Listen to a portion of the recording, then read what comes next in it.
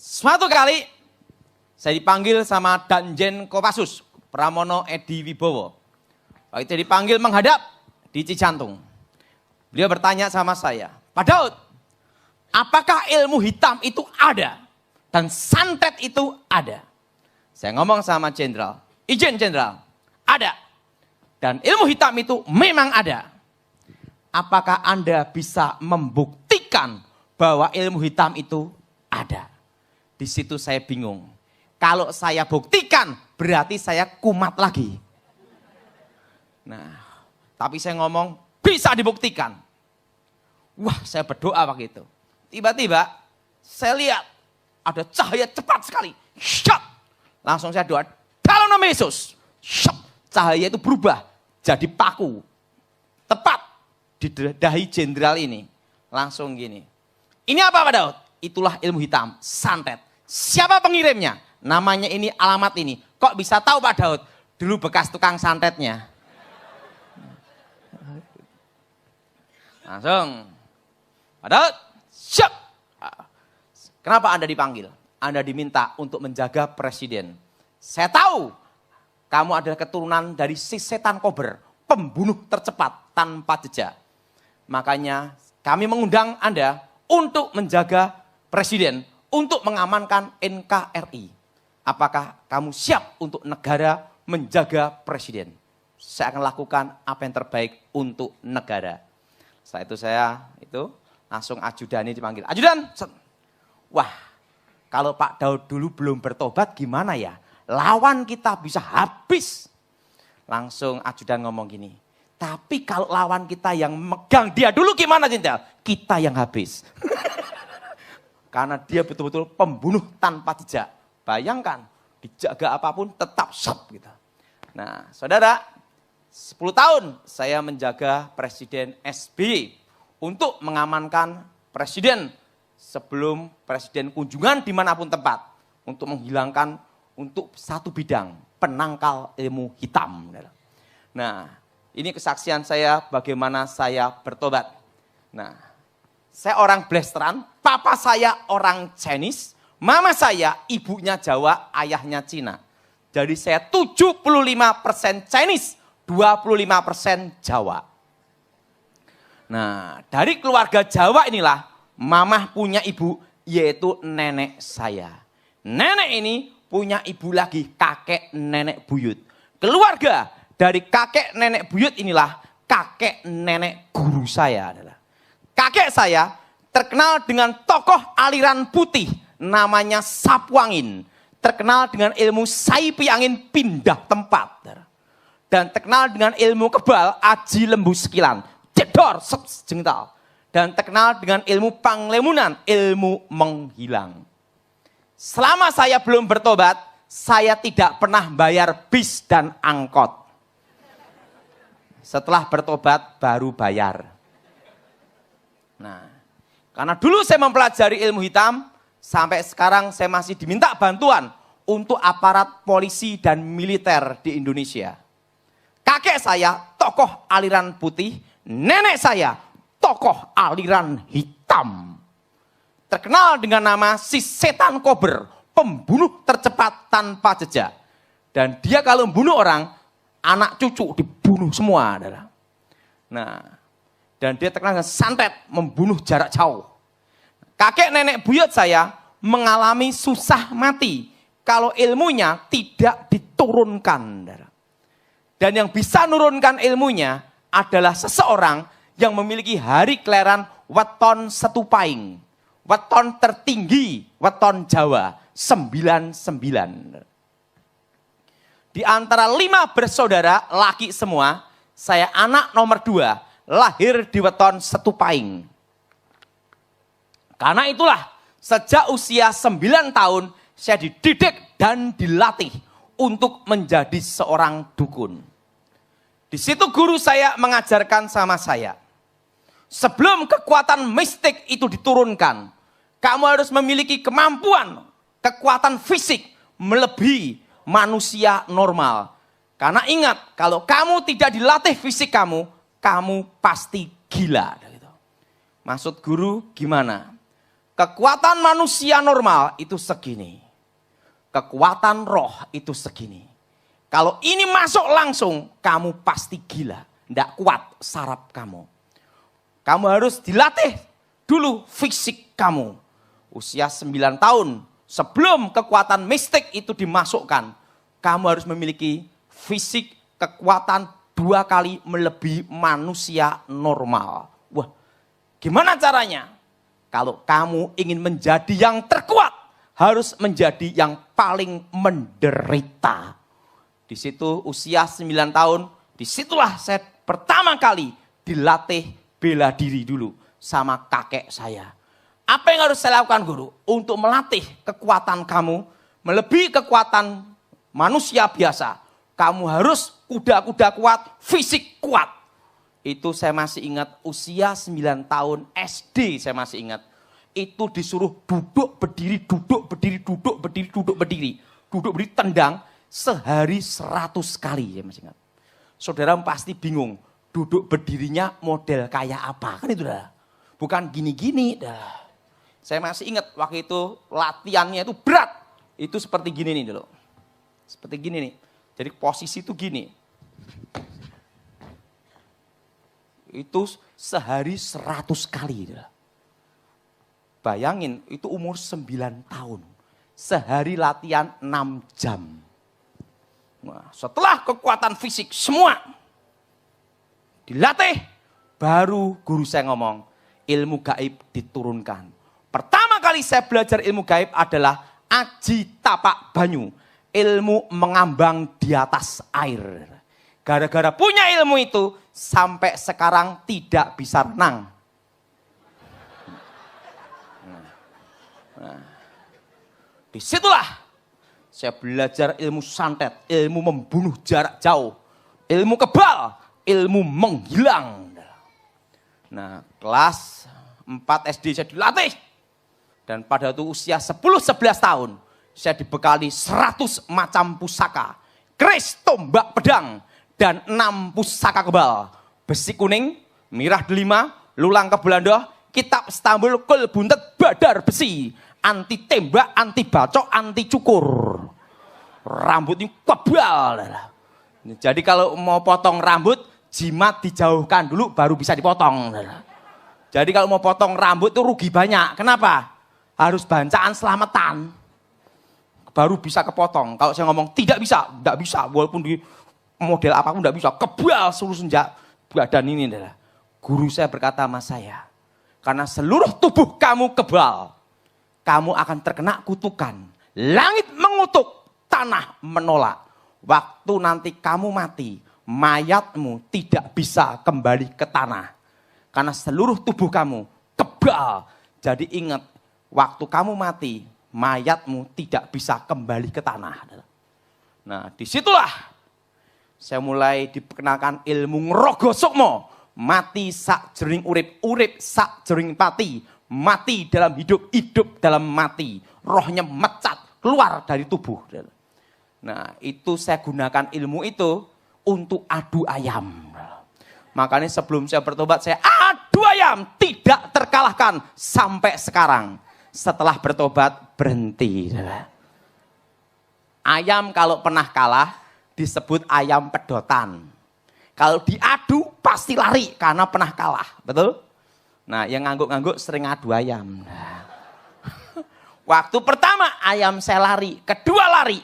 Kalau ketiga lari, baru dinyatakan kalah. Waktu yang ketiga itulah, langsung saya baca mantra tameng wojo, tameng baja. Supaya tubuh saya tidak bisa disentuh oleh manusia. Roh saya keluar dari tubuh, pindah ke ayam. Jebret, keok menang. Karena yang di dalam ayam saya sendiri. Nah, disitulah saya belajar berbagai kekuatan mistik. Lulus SD, saya dibekali ilmu sirep, aji sirep begonondo. Kalau mantra itu diucapkan, satu kampung tidur semua. Ilmu untuk ngerampok.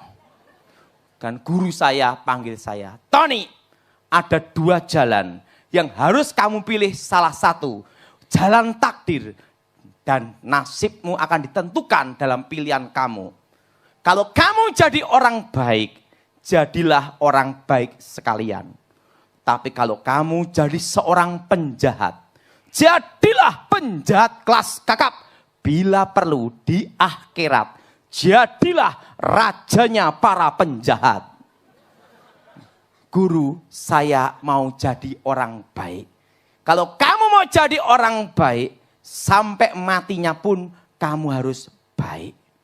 Kelas 2 SMP, guru saya berkata sama saya, tinggal satu langkah terakhir, kamu harus menguasai ilmu terakhir, yaitu pamengkang jagat, tutup bumi sapitu, membelah dunia dengan kekuatan 7 kegelapan paling gelap. Kamu harus menguasai santet 3 benua. Waktu itu, tetapi ilmu ini memiliki rahasia titik kelemahan.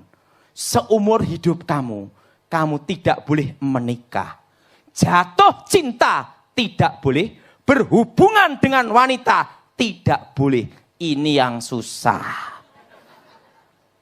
Kalau kamu melanggar pantangan ilmu ini, maka ilmu yang kamu kuasai akan menghancurkan hidupmu sendiri. Ingat, itulah jalan takdir kamu. Tinggal satu langkah ilmu terakhir. Ingat, dengan diturunkan ilmu terakhir, berarti kita akan berpisah. Karena seluruh ilmu ini akan diwariskan ke kamu. Dan yang mewarisi ilmu itu kamu. Dan saya yang mengajarkannya harus kembali ke yang kuasa. Langsung saya baik demi satu supaya guru saya bisa meninggal. Langsung saya latihan ilmu terakhir pamengkang jagat, membelah dunia. Setelah menguasai ilmu terakhir, guru saya berkata sama saya, dengan diturunkan ilmu terakhir, sudah waktunya kita berpisah. Aku akan mati kira-kira 2:30. Sebelum aku mati, aku tahu apa yang akan terjadi tentang rahasia takdir. Nanti kira-kira usia 18 tahun, kamu akan melihat suatu cahaya terang. Dan usia 19 tahun, kamu akan ketemu seorang raja yang datang dan muncul dari timur. Yang dalam ramalan Jawa disebut Noto Negoro. Guru, bagaimana saya tahu jalan terang itu? Nanti sang takdir menentukan jalan takdir kamu.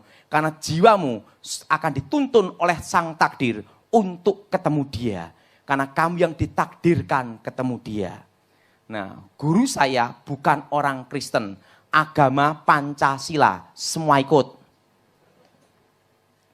Nah, guru saya ngomong, waktu aku hidup tidak pernah bikin susah anak cucu. Demikian nanti waktu aku mati. 2:30 aku akan keluar dari ragaku. Sebelum aku mati, tak tinggali rejeki. Besok nomor buntut SDSB, Rebo malam Kemis, keluar nomornya 50. Ingat untuk beli peti matiku. Langsung dia semedi gini.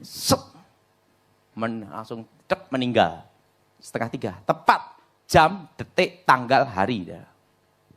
Tahun. Setelah guru saya meninggal, saya kehilangan arah.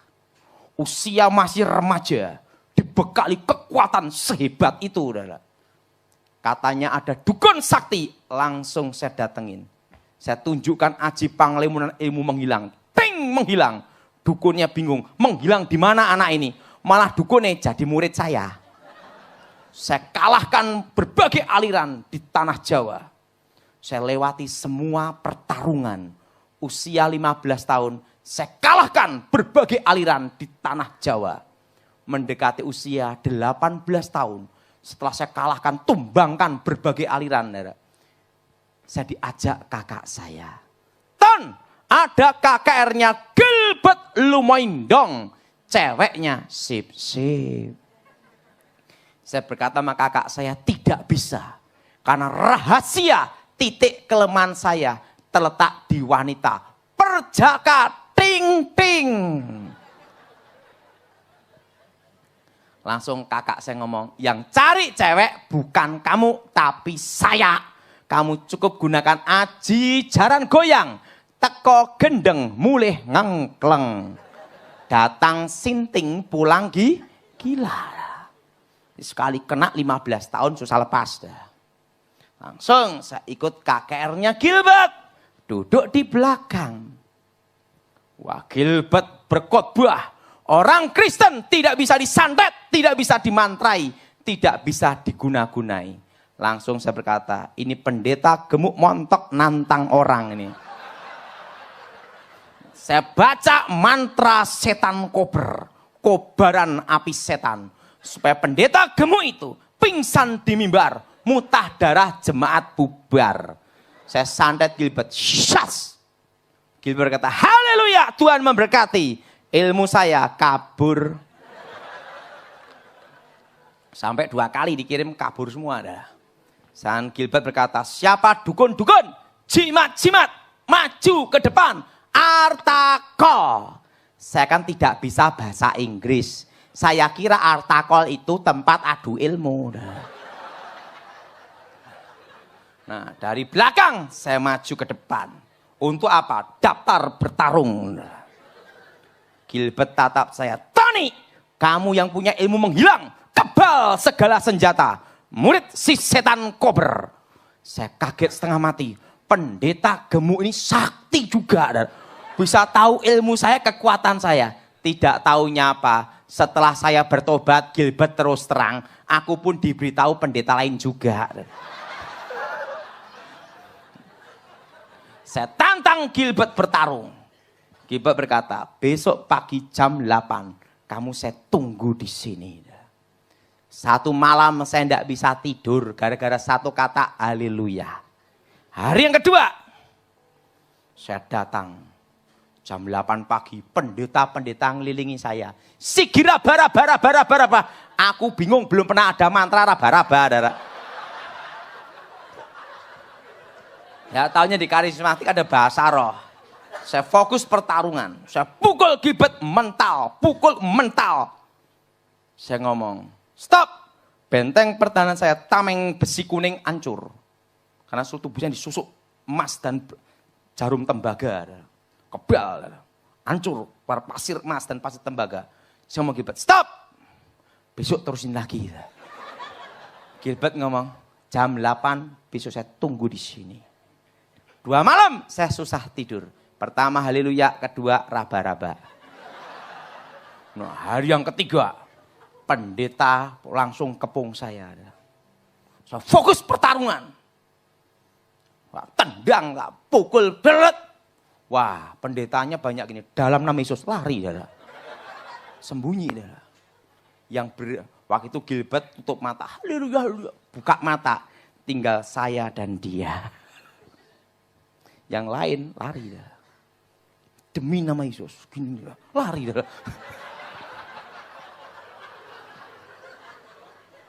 Tinggal saya sama Gilbert. Gilbert buka mata. Loh.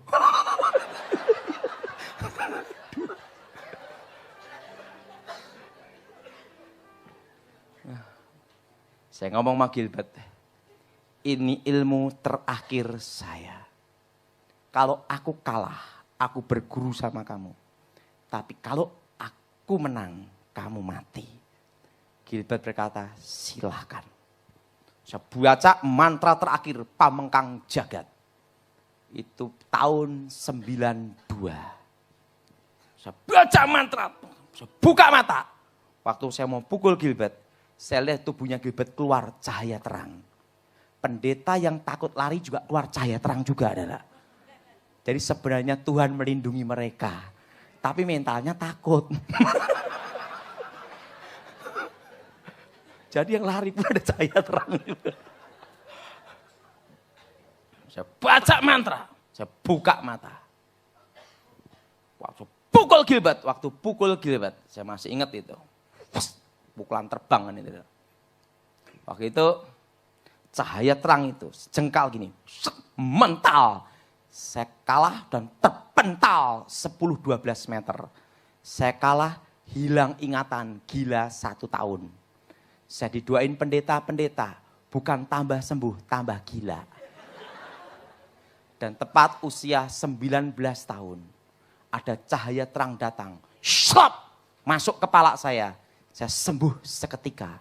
Dan terdengar suara, akulah Alfa, akulah Omega. Akulah yang awal, akulah yang akhir. Akulah aku, akulah Yahweh. Gitu. Langsung saya ketemu Tuhan Yesus sendiri tahun 93. Saya tidak bisa lihat wajahnya, hanya jubahnya. Akulah kebangkitan dan hidup. Nah, setelah itu Tuhan Yesus menghilang depan saya. Saya sembuh dari hilang ingatan. Makanya semua mantra dalam hidup saya hilang. Dan teknik bela diri, saya hanya ingat 1%. Bahwa dulu saya pernah dilatih bela diri itu hanya ingat 1%, dasar-dasar. 99% hilang. Karena kebentur bagian kepala sini dulu. Nah, setelah itu saya cari jimat saya, hilang semua. Nggak taunya waktu gila 1 tahun dibakar pendeta semua.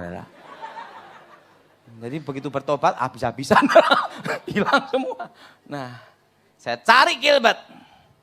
Gilbert berkata, aku ingin tahu apakah kamu betul-betul bertobat atau nanti kumat lagi. Saya dikirim sekolah Alkitab di Inteos, saya murid pendeta Pontas Pardidi. Lulus tahun 96, ranking 4. Tepuk tangan dulu. Karena muridnya tinggal 4.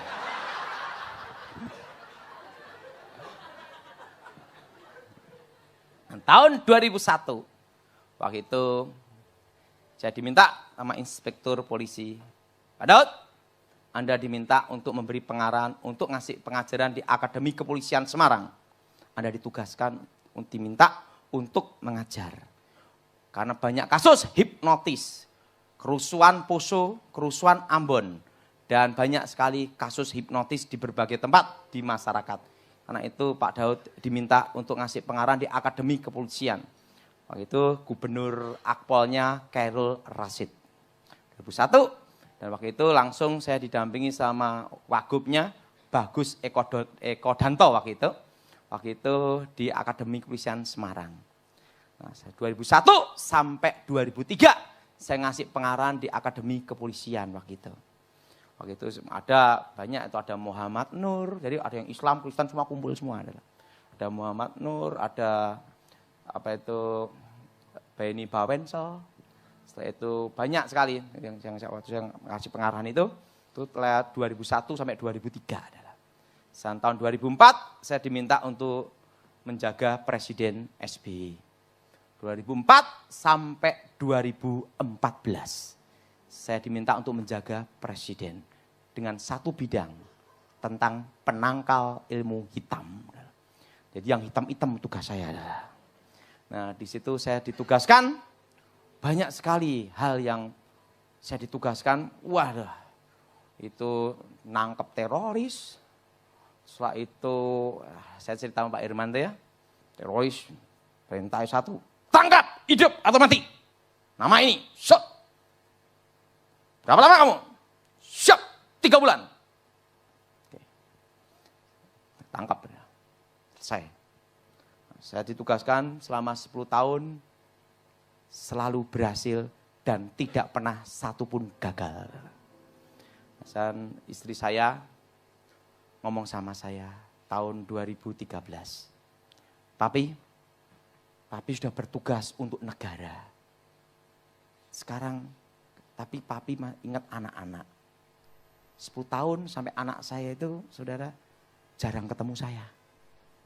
Jadi kalau saya datang ke rumah, papi datang langsung ngumpet semua. Langsung tidur gini semua. Nanti takut papi marah-marah gitu lah. Waduh, saya lihat anak-anak kayak gini semua. Wah, jadi takut semua ada. Itu saya tugas banyak. Itu banyak kiriman ilmu hitam dari India, Thailand, dari Burma, dari Cina, ekspor import. Banyak itu adalah. Itu, dan kalau presiden sebelum tiba kan, sebelum pas pampres tiba, itu lokasi harus steril dulu dari ilmu hitam. Baru pas pampres tiba, presiden tiba. Jadi saya itu tim untuk yang pendahulu. Bersin. Dan waktu itu saya langsung perintah dari Kasek Adi, Kasat Jenderal Pramono Edi waktu itu, tugas langsung, wah 10 tahun ya itu. Nah setelah 10 tahun, tahun 2013 itu, 9 tahun bertugas, guru, ya saya masih ingat, wah, guru saya selalu mengajarkan saya, kehormatan itu nomor 1. Jadi selama saya bertugas, saya tidak pernah korupsi, maka tidak kenal KPK. 9 tahun, udah berhenti aja Pak Pi. Nanti kan 2014, 10 tahun Pak SBY udah turun. Jadi Pak Pi lebih baik mengajukan permohonan mengundurkan diri. Langsung saya menghadap Kasat, izin Jenderal, 2014, siapapun presidennya, saya tidak jaga lagi. Kenapa Daud? Hati saya ingin untuk keluarga. Waktu itu langsung Kasat ngomonginnya. Daud, di Indonesia hanya ada satu manusia yang bisa ngalahkan kamu. Namanya Gilbert Lumaindong. Panggil dia di Cikeas, saya tunggu di rumah. Saya ingin tahu sehebat apa orang yang bisa ngalahkan si setan kober. Langsung Pak Gilbert datang. Haleluya.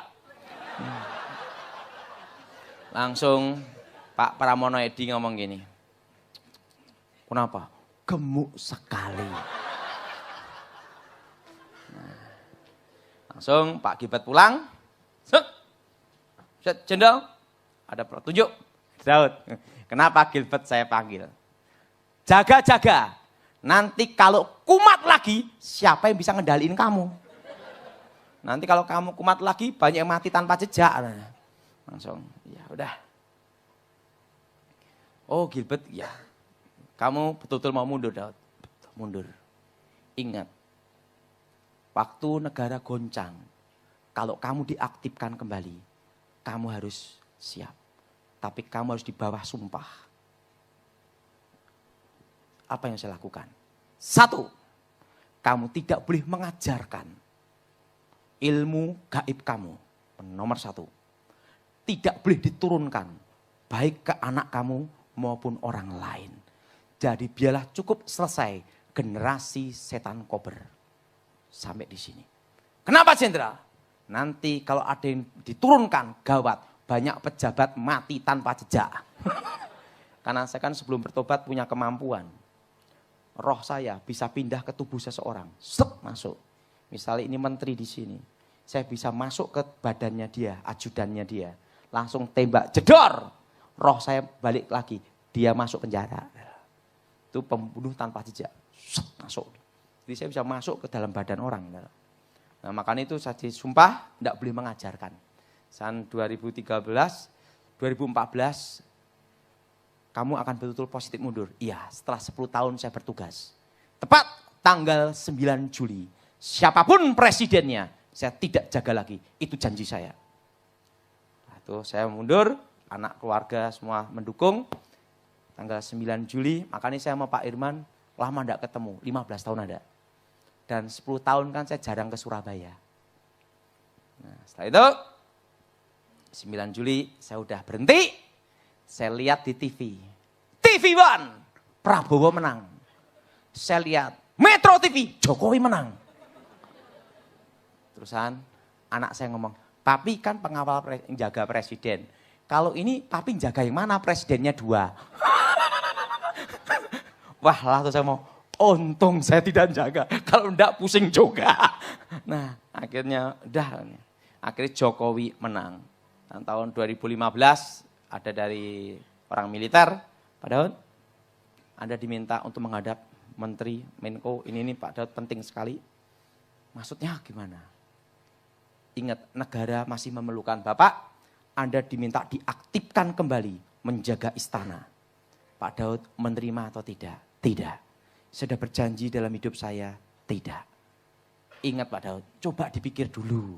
Kenapa negara memerlukan Anda? Tidak. Saya ingin sekarang fokus ke gereja dan fokus ke keluarga. Saya sudah berhutang sama anak saya 10 tahun. Biarlah cukup 10 tahun ini aja cukup. Bahwa itu, tapi ingat Pak Daud, kalau negara waktu goyang, Anda tetap akan diaktifkan. Anda harus siap. Saya tidak mau, itu janji saya. Tak kasih rekomendasi, cari pendeta lain aja. Dalam hati saya, biar capeknya ganti orang. Nah, 24 jam capek loh. Saya tugas dulu nungguin satu handphone, saudara. Itu handphone itu, saudara. Wah, itu handphone keramat bener, saudara. Begitu bunyi, pas khotbah pun diangkat harus berangkat, saudara. Stres, saudara. Jam 2, jam 3, setiap kali harus siap, sedia, saudara. Capek, saudara. Wah, saya ngomong wani handphone keramat nih. Makanya begitu saya pensiun tak buang langsung, saudara. Tak buang, udah bebas. Nah, sekarang saya banyak fokus untuk gereja sama keluarga. Hari ini kita akan bahas tentang mengalahkan ilmu hitam. Sebelum saya bertobat, saya diajar ilmu hitam dari nenek saya. Di situ saya mempraktekkan semua kekuatan hitam. Dan secara otomatis tahu rahasia titik kelemahannya. Semua ilmu hitam itu menggunakan kekuatan dunia arwah. Dan bermain di alam bawah sadar. Alam sadar manusia itu 20%. Alam bawah sadar itu 80%.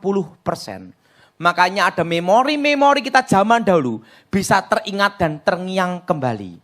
Kenapa? Karena alam bawah sadar manusia itu 80%. Dan semua kekuatan mistik, kekuatan roh itu masuk ke alam bawah sadar dengan masuk satu pintu, yaitu sugesti. Nah, bagaimana cara untuk mengalahkan, menangkal ilmu hitam? Yang pertama, jangan meyakini, mempercayai mimpi yang berhubungan dengan arwah orang mati yang menentukan nasib, takdir, kematian. Pada waktu ilmu hitam itu dikirim, akan menyamar menjadi orang yang terdekat yang sudah mati. Contohnya jadi ayahnya. Daripada kamu susah di sini, ikut saya, lebih bahagia. Dia bangun tidur, yakin arwah ayahnya. Maksimal 40 hari pasti mati. Pada waktu percaya itulah makan nyawanya. Dan semua ilmu hitam kalau dikirim pasti ada tanda bunyinya. Kalau bunyinya di atap rumah, buar, itu adalah ilmu untuk membunuh atau bikin orang jatuh sakit parah. Tapi tidak ada bendanya. Kalau bunyinya seperti pasir yang menyebar. Sekitar pintu depan, pintu belakang atau jendela. Itu jenis ilmu hitam. Untuk mateni sandang pangan. Bikin bangkrut, bikin sial, atau memecah rumah tangga supaya cerai. Atau untuk bikin orang jadi perawan tua, perjaka tua, expired kadaluarso. Nah, itu kalau yang pasir menyebar. Begitu ada bunyi dor ledakan, pasti akan ada menyamar menjadi orang yang sudah mati. Itu pasti. Melalui sugesti. Begitu percaya, langsung hantam. Langsung. Atau mimpi rambut rontok, mandi telanjang. Atau buang air besar, tidak habis-habisnya. Wah, bangkrut. Pada waktu dia yakin, itu tanda nasibnya dia. Baru ilmu hitam itu bekerja. Mati sandang pangan, bangkrut. Tapi kalau dia tidak percaya, itu tanda nasibnya dia lolos. Dan kalau dia tidak percaya, itu arwah orang mati lolos. Suatu pemahaman yang salah tentang arwah orang mati itu berbahaya. Kalau kita mati dalam Tuhan, detik itu juga kita ada di Firdaus. Untuk menunggu hari pembagian mahkota, memerintah bersama Tuhan. Amin. Yang tidak dalam Tuhan atau mati bunuh diri, itu langsung ke dunia arwah, dunia orang mati. Terpisah di antara orang hidup. Untuk menunggu hari penghakiman. Jadi tidak ada 40 harian, 7 harian, 1000 harian, jalan-jalan cari mie ayam, siomay, bakpao. Justru yang mempercayai 7 harian, itu yang paling berbahaya. Terkena ilmu hitam. Suami kena ilmu hitam, mati. Ilmu hitam itu masih ada di badan suaminya. Pasti ilmu hitam itu akan menyamar menjadi suaminya yang sudah mati. Mami dari susah di sini ikut saya. Dia bangun, yakin arwah suaminya. Tidak lama pasti mati. Tapi kalau dia tidak percaya, itu arwah mereka lolos. Jadi bagaimana cara mengalahkan ilmu hitam? Jangan mempercayai mimpi yang berhubungan dengan arwah orang mati. Kalau memang ada mimpi yang dari Tuhan, kalau mimpi dari Tuhan, ya dan amin, dan pasti terjadi sesuai firman Tuhan dan tidak ada hubungan dengan arwah orang mati. Atau mimpi gigi tanggal 1, wah mati. Sekalipun kau mimpi gigi rontok habis semua, jangan sedih, hanya mimpi. Pak, kalau mimpi ular mematuk kaki, apakah itu jodoh? Bukan, itu kena ilmu pelet. Ular itu lambang iblis. Jadi ingat, kalau saudara supaya tidak kena ilmu hitam, yang nomor 1. Jangan mempercayai mimpi yang berhubungan dengan arwah. Dan yang kedua, ketakutan. Ini semua ketakutan. Semua kekuatan mistik, kekuatan roh, menggunakan sisi ketakutan manusia untuk diubah menjadi energi. Namanya energi negatif. Untuk diubah menjadi penglihatan. Benteng pertahanan. Masuk alam bawah sadar. Atau kekuatan menyerang. Makanya orang yang takut setan pasti ketemu setan. Dari energi ketakutannya diubah menjadi penglihatan. Makanya penampakan setan di seluruh dunia menggunakan sisi ketakutan, legenda, mitos, budaya, kepercayaan setempat. Nah, wujud setan yang asli sampai detik ini tetap malaikat kegelapan. Tetapi dalam penampakannya menggunakan sisi ketakutan untuk diserap energi, untuk diubah menjadi penglihatan. Makanya penampakan setan tergantung kepercayaan setempat. Nah, misalnya di pinggir jalan dipercaya ada kepala terbang. Orang takut lewat situ. Lari. Makanya orang yang takut setan pasti ketemu. Karena dari energi ketakutannya diubah menjadi penglihatan. Nah, wujud setan asli gimana? Tetap malaikat kegelapan. Tapi penampakannya mengambil sisi energi ini. Nah, udah takut setan, mau ke toilet selalu nyanyinya gini. Oh Tuhan, pimpinlah jalanku. Ku tak berani jalan sendiri. Setan lihat, memang Tuhan pimpin kamu. Tapi aku ingin tengok kamu. Makanya orang yang takut setan pasti ketemu. Tapi orang yang berani sama setan, mana setannya? Saya tunggu di sini. Sekalipun puluhan tahun di rumah angker pun, dia tidak lihat setan. Kenapa? Tidak ada energi yang bisa dirubah. Sehebat-hebatnya pusaka apapun juga. Kalau yang memegang tidak percaya, maka kekuatan pusaka itu tidak berfungsi. Karena tidak ada energi yang bisa dirubah.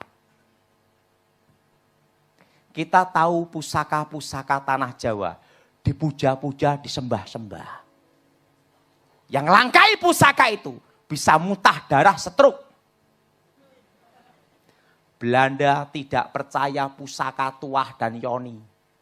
Sama Belanda disita, dibawa ke negara Belanda. Diputer-puter, dibanting untuk mainan arkeologi. Banyak pusaka-pusaka tanah Jawa di Belanda, betul? Kenapa Belanda tidak kena Tuah Yoni pusaka? Ingat, karena yang memegang tidak percaya. Ini kuncinya.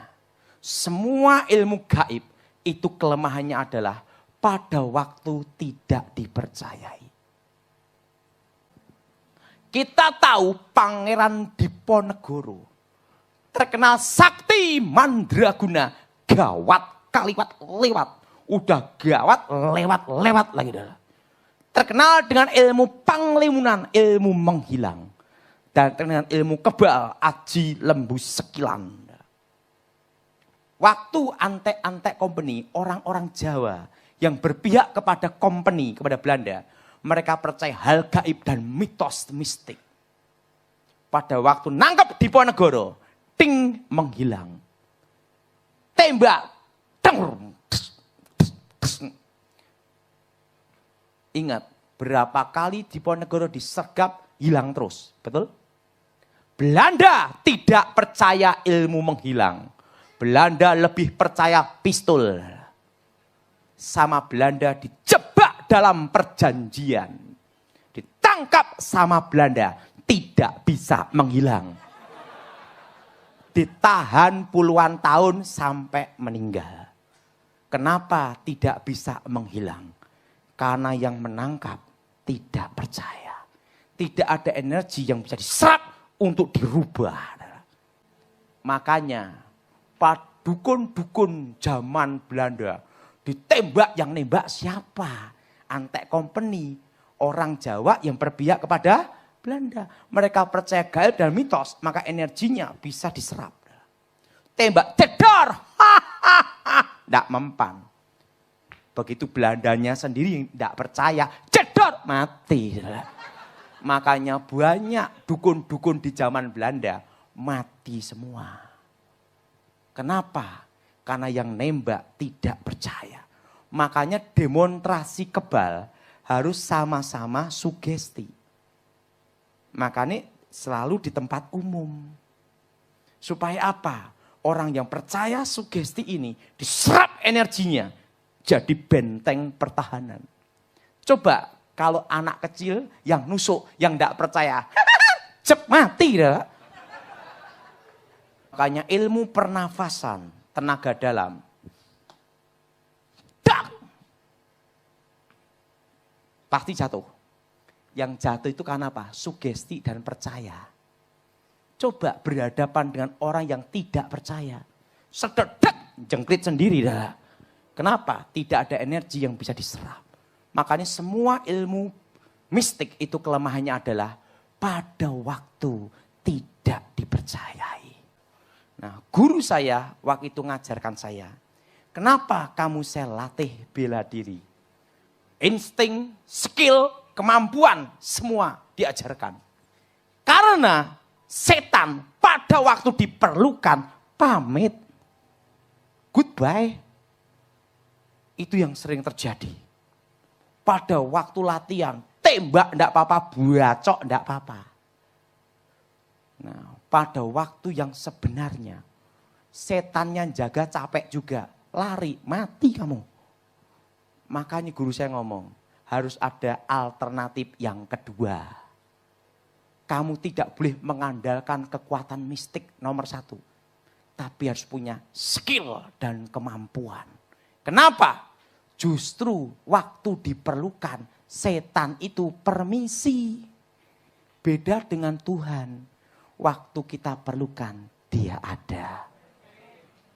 Makanya banyak sekali toh yang sok-sok jago pakai ilmu mistik-mistik, waktu di medan tempur mati, betul? Karena apa? Setannya pamit. Itu yang sebenarnya. Nah, makanya dulu sebelum saya bertobat diajar teknik koprol, teknik menyusup, teknik lompatan itu. Saya ngapa guru? Karena ingat, kamu mengandalkan ilmu menghilang. Tapi ada waktunya, waktu diperlukan, ilmu itu tidak berfungsi. Harus ada alternatif yang kedua. Oh gitu, makanya saya dulu diajar. Cara nyusup, cara masuk, cara apa diajar semua. Kenapa? Jaga-jaga ilmunya tidak berfungsi. Nah, laki-laki, wanita, cuek, galak, tidak bisa dihipnotis dan digendam. Orang kalau gendam, pasti tepuk sebelah sini.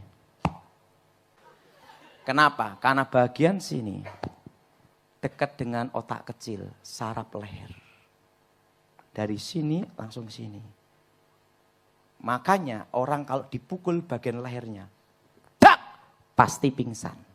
Tidak percaya, coba sendiri. Makanya orang kalau gendam tepuk sini. Apa kelemahan ilmu gendam? dan hipnotis. Cuek galak. Ada aku? Udah bubar. Bubar. Makanya orang kalau gendam itu nawarin jasa dulu. Atau jam. Pak, saya perlu uang gini. Oh iya, tepuk, kena. Coba, ada apa jam? Jual aja di toko. Cuek, udah bisa. Makanya orang kalau menghipnotis lewat telepon, dibikin panik dan takut dulu.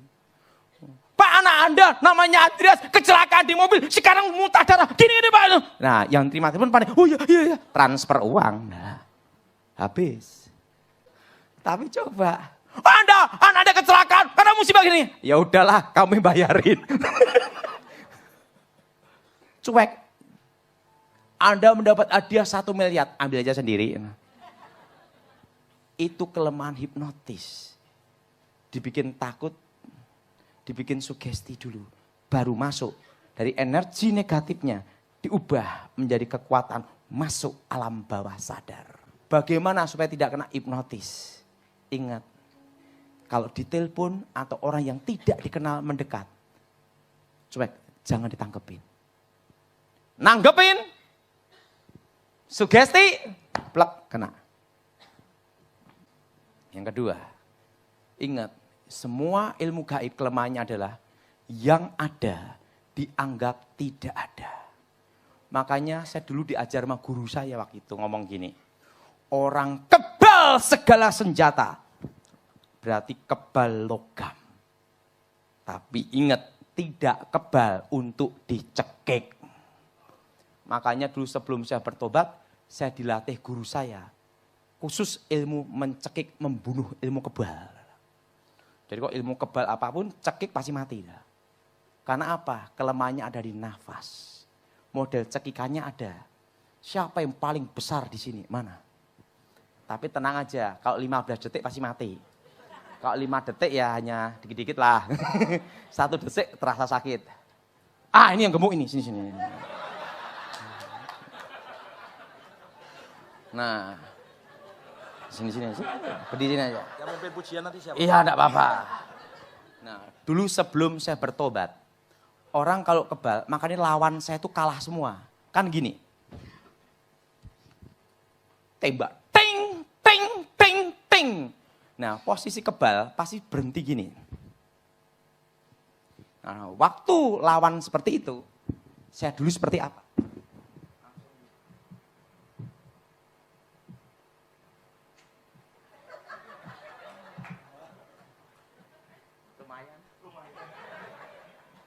Enggak apa-apa, baru 1 deh. Kalau 5 detik selesai. Pingsan. Gini. Dari sini. Makanya lawan saya dulu KO semua. Kenapa? Mereka mengandalkan mistik. Percaya diri kebal. Saya langsung siap. Langsung kunci leher. Selesai. Selama saya belum bertobat, saya lewati ratusan pertarungan. Semua KO. Tapi kalah sama pendeta gemuk. Itu. Rasanya gimana? Lumayan kan? Itu kalau 15 detik, napas berhenti. Karena semua ilmu gaib kelemahannya ada di nafas. Makanya untuk membunuh ilmu kebal, kepala taruh dalam air. Tembak, jedor, mati. Maka PKI zaman dulu matinya gimana? Tenggelamkan dalam air. Baru dieksekusi. Set. Nah, yang ketiga, akar pahit kecewa dendam. Nah, semua unsur gaib kekuatan mistik itu bermain di satu unsur. Namanya api kegelapan. Apa saudara? Dipercaya jin setan peri perayangan tercipta dari unsur api. Tapi ingat, Tuhan tidak pernah menciptakan setan. Karena segala awal yang diciptakan Tuhan itu baik. Tuhan menciptakan malaikat, sepertiga malaikat jatuh dalam dosa, jadilah setan. Nah, kalau kita kecewa akar pahit dendam, hati itu kan panas. Itu adalah satu unsur dengan api kegelapan. Makanya saudara, Alkitab berkata, kalau kamu mengampuni, Bapamu pun mengampuni. Kalau kamu tidak mengampuni, Bapamu pun tidak mengampuni. Pengampunan adalah kunci pemulihan. Suami kena guna-guna, istrinya kecewa akar pahit. Dari energi negatif istrinya untuk memperkuat mistik suaminya. Tapi kalau istrinya mengampuni, dihadapi tanpa dendam, tanpa kecewa. Ingat, mobil sebagus apapun, tidak ada bahan bakar, mogok. Betul? Makanya kelemahan ilmu guna-guna, kalau sang istrinya tidak ada kekecewaan, tidak ada energi yang bisa dipakai untuk mencengkram suaminya. Makanya ada iman, ada pengharapan, tapi yang terbesar adalah kasih. Nah, yang keempat, keluarga harmonis tidak bisa tertembus oleh ilmu hitam karena ada kekuatan cinta. Nah, suami istri itu ada namanya ikatan batin. Orang tua anak itu ada ikatan batin. Itu bukan ilmu gaib, itu anugerah yang maha kuasa. Maka kalau anak ada musibah tanpa dikasih tahu, ingat orang tua bisa terasa. Betul? Itu namanya firasat. Itu anugerah dari yang maha kuasa, bukan ilmu gaib. Demikian kalau suami ada musibah di luar negeri, tanpa dikasih tahu, istri bisa terasa. Karena ada ikatan batin. Suami istri saling mencintai. Orang tua anak saling mencintai. Adalah benteng takdir yang tidak bisa ditembus oleh mantra apapun. Makanya yang bisa kena ilmu hitam adalah apa? Orang yang rumah tangganya broken home. Suami istri ribut terus. Suami istri berjauhan, jarang komunikasi. Orang tua anak ribut terus, baru bisa dikerjain. Tapi kalau suami istri, orang tua anak saling mencintai, ikatan batin menyatu, itu tidak bisa ditembus oleh ilmu hitam setingkat apapun juga. Itu namanya kekuatan cinta, benteng takdir yang tidak bisa ditembus. Nah, kenapa dukun kalau mau nyantet harus lihat foto, hari dan tanggal. Hari dan tanggal supaya tidak salah sasaran. Kenapa foto? Untuk mengenali target. Orang ini bisa dibunuh atau tidak. Itu dilihat dari sorot mata. Mata adalah jendela hati kita. Orang tidak suka sama orang bisa dilihat dari mata. Orang yang suka orang dilihat dari mata. Yang paling susah ditebak, mata buta. Maka dulu sebelum saya bertobat, itu diajar sama guru saya. Tapi tidak 100% benar. Itu 95%. Makanya kalau mau nyantet orang, lihat fotonya dulu. Ini bisa target kena apa enggak? Itu dari foto.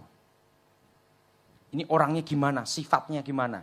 Disikat bisa enggak? Dilihat dari foto. Nah, makanya dulu saya tanya guru saya, guru bagaimana supaya saya bisa mengenali target orang yang mau dihabisin? Guru saya ngomong, kalau kamu banyak melihat penjahat, perampok, pembunuh, penipu, pencoleng, 10.000, secara otomatis mengenali orang baik itu paling mudah.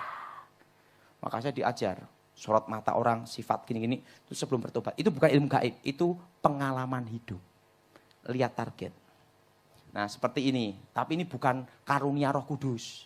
Dan bukan ilmu gaib, bukan, itu pengalaman hidup. Nah contoh mata seperti ini, coba nih. Nah berdiri. Iya berdiri. Santai aja.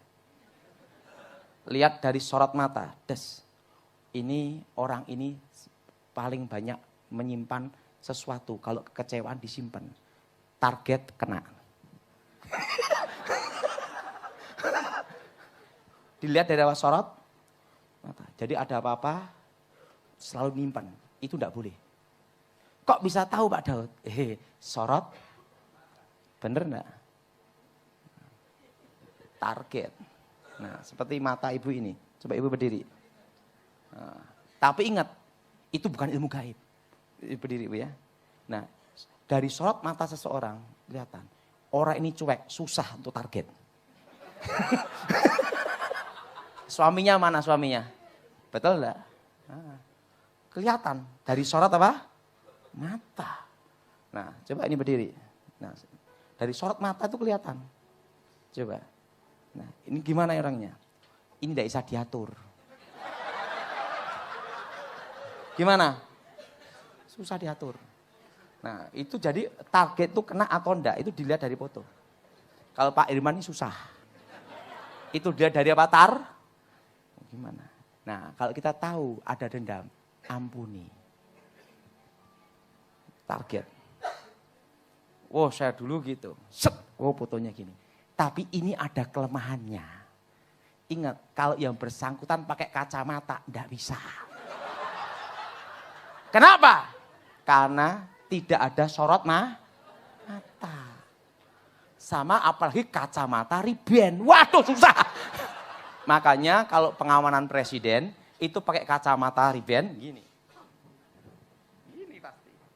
Kacamata gini. Kenapa? Supaya ngelirik sang lirik udah kelihatan. Nah, berbahagialah yang beli kacamata. Itu kacamata. Kenapa? Dari sorot mata ini tidak bisa tembus. Nah, seperti bapak ini, coba lepas kacamata. Kalau dia tidak dilepas kacamata, tidak bisa. Nah, ini orangnya pinter. Nah, tapi orang yang tidak mau ribut, ya udah. Gitu. Gimana Pak? Iya. Target susah. Karena apa? Orangnya pakai ini logika, bukan pakai ini. Susah. Jadi ingat, semua ilmu hitam itu ada kelemahannya. Dan ingat, itu bisa keliru. Kelirunya gimana? Kalau terlalu dekat, perasaan itu jadi dekat, tidak bisa. Makanya dukun itu menyantet pakai apa? Foto. Ini target ini bisa kena apa enggak? Dilihat dari foto. Kelima, orang pelit paling mudah kena ilmu hitam. Mesti saudara bingung, apa hubungan orang pelit dengan ilmu hitam? Semua penangkal ilmu hitam, penolak bala. Semua aliran dukun. Begitu ada kiriman ilmu hitam, atau kasus kerasukan, kasus apapun. Langkah pertama, bacaan selamatan. Supaya orang-orang miskin ini makan. Dan terjadilah hukum takdir. Siapa yang menabur, dia yang menuai. Ada satu hukum di sini. Orang yang menaruh belas kasihan ke orang-orang miskin. Sesungguhnya memiutangi Tuhan. Dan hukum ini berlaku bukan hanya untuk orang Kristen. Semua umat manusia. Makanya kalau dulu belum bertobat namanya dikalahkan dengan kekuatan takdir. Apa takdir itu? Garis yang digariskan yang maha kuasa. Siapa menabur, dia yang menuai. Dan dukun tahu pakem ini, garis takdir ini. Kalau dilawan senjata makan tuan. Bisa bangkrut sendiri atau bisa mati sendiri. Kalau ngirim ilmu hitam harus tepat. Ini kena apa enggak? Kalau enggak kena, enggak yakin, cari dukun lain gitu. Nah, tapi kalau pasti kena, sikat langsung. Itu mengenali target. Nah, setelah saya bertobat, tidak boleh bacaan selamatan. Karena ngundang-ngundang setan, ngundang-ngundang roh. Setan ketemu setan, reoni semua. Tapi inti di dalamnya saya tahu. Pada waktu saya belum bertobat, saya menguasai ilmu singo ledoyo. Berubah jadi singa sakti, kebal segala senjata. Itu lakunya berat. 7 hari ngebleng, tidak makan, tidak minum. 7 hari pati geni, tidak boleh lihat unsur api, tidak makan, tidak minum. 21 hari topo ngepel, sehari semalam sekepel nasi. Setelah itu topo ngelambiang, jalan kaki menyusuri sungai, 7 hari 7 malam. Tanpa makan, tanpa minum, tanpa tidur. Dan kaki tidak boleh nekuk. Harus gini toh. Makanya kalau dulu belum bertobat, fisik tidak kuat, pasti gila. Harus kuat bener. Dan apa yang terjadi? Setelah menguasai itu, baca mantra di sungai Tempo. Baca mantra, dek, berubah jadi singa sakti, kebal segala senjata. kalau menguasai ilmu Singoldoyo, pasti menguasai ilmu babi ngepet. Saya menguasai ilmu itu. Udah. Nah. Api tenang, itu pakai minyak teplok api. Kalau apinya gini, artinya aman. Kalau goyang-goyang bahaya. Langsung pakai kain hitam, baca mantra. Slep. Ngup, ngup, ngup, ngup, ngup, ngup, jadi babi. Nah, ada selokannya. Sedot, syup. Emas, uang, cek, sedot semua. Langsung ke rumah, buka. Ada harta semua. Karena dulu belum bertobat, saya tidak mau ngerampok kecil-kecil tak balikin. Akhirnya saya punya inisiatif. Bagaimana ngerampok bank. Maka saya punya pengalaman pahit dan satu bank namanya BRI. Bank Rakyat Indonesia. Habis kan baru belajar. Udah berhasil bobol rumah orang. Sekarang coba bobol bank. Api tenang. Langsung ngup, ngup, ngup, ngup jadi babi. Bank BRI ada slogan ada. Sedot mental, sedot mental, sedot mental. Nungging-nungging gagal bobol bank BRI. Maka amanlah nabung di BRI. Saya pulang, ngup, ngup, ngup sampai rumah. Guru saya ngomong, Ton, baru ngapain kamu? Guru, kenapa aku bobol bank BRI enggak bisa? Guru saya berkata, dari Adam Hawa sampai kamu. Tidak ada tuyul babi ngepet bobol bank kecuali kamu. Langsung guru saya ngomong, ini rahasianya. Bank tidak bisa dibobol tuyul dan babi ngepet sampai modar ngepotnya. Karena di bank itu uangnya orang pelit dan sosial kumpul jadi satu. Safety box-nya orang pelit, safety box-nya orang sosial kumpul jadi oh, jadi ilmu hitam ini kalau orangnya pelit, target diterima. Orang yang sosial nolong gimana guru? Ngomong aja, cari dukun lain. Ingat, orang yang suka menolong, suka memberi, itu adalah penangkal ilmu hitam. Maka di gereja itu, di Alkitab, ada persembahan sulung, ada kolekte, ada perpuluhan. Dan yang terakhir, kalau kita hidup dalam Tuhan, ada kuasa Tuhan. Roh dalam diri kita lebih terang yang menyinari kegelapan.